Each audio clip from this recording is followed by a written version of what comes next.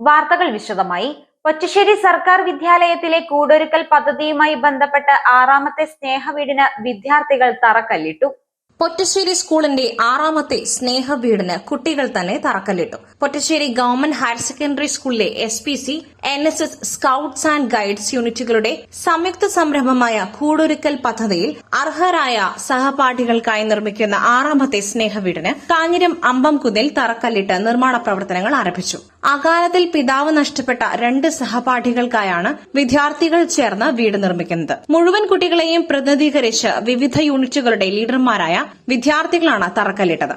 700 ചതുരശ്ര അടി വിസ്തീർണമുള്ള വീടിന് ഏകദേശം 8 ലക്ഷം രൂപയാണ് ചിലവ് പ്രതീക്ഷിക്കുന്നത്. വർഷത്തിൽ ഒരു സ്നേഹവീട് നിർമ്മിക്കുന്ന കൂടൊരുക്കൽ പദ്ധതിയിലൂടെ ഇതിനകം 5 വീടുകൾ നിർമ്മിച്ചു നൽകി.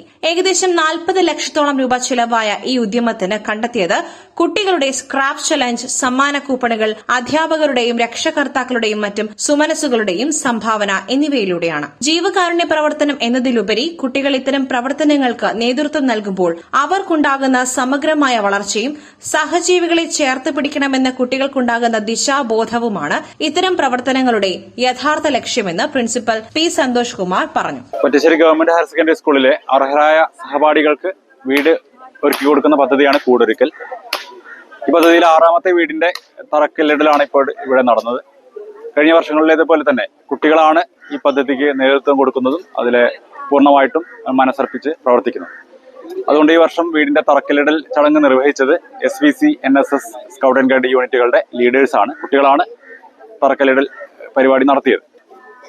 അപ്പോൾ കഴിഞ്ഞ വർഷങ്ങളിലെ പോലെ തന്നെ വളരെ ഭംഗിയായ രീതിയിൽ ഈ വീടും പൂർത്തീകരിച്ച് നൽകാമെന്നാണ് നമ്മൾ പ്രതീക്ഷിക്കുന്നത്. അതിന് പ്രധാനമായിട്ടുള്ള സംഭാവന കുട്ടികളുടേതാണ്. കുട്ടികൾ സ്ക്രാപ്പ് ചലഞ്ച് ഉൾപ്പെടെ പല രീതിയിൽ പണം കണ്ടെത്തി നമ്മളെ സഹായിക്കാറുണ്ട്. അതിനു പുറമെ പൊറ്റശ്ശേരിയിലും സമീപ പ്രദേശങ്ങളുമുള്ള വ്യാപാരികൾ, നാട്ടുകാർ, പൂർവ്വ വിദ്യാർത്ഥികൾ, പൊറ്റശ്ശേരി സ്കൂളിൽ മുമ്പ് വർക്ക് ചെയ്ത ജീവനക്കാർ, അധ്യാപകർ തുടങ്ങി നിർലോഭമായ സഹകരണം നമുക്ക് മുമ്പ് ഉണ്ടായിട്ടുണ്ട്. ഇത്തവണയും നമ്മളത് കാര്യമായിട്ട് പ്രതീക്ഷിക്കുന്നുണ്ട്.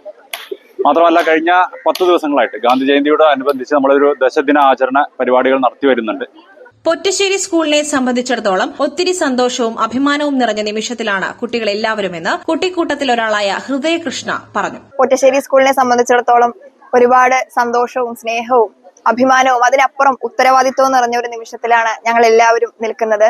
ഗാന്ധി ജയന്തിയോടനുബന്ധിച്ച് നടത്തിയ ദശദിന ആചരണത്തിന്റെ ഭാഗമായിട്ടുള്ള അവസാനത്തെ പ്രോഗ്രാമാണ് നമ്മളുടെ 6ാമത്തെ വീടിന്റെ കല്ലിടൽ. ഇതിന്റെ മുന്നേ 5 വീടുകൾ നമ്മൾ പൂർത്തീകരിച്ച് അതിന്റെ താക്കോൽ കൈമാറുകയും ചെയ്തു.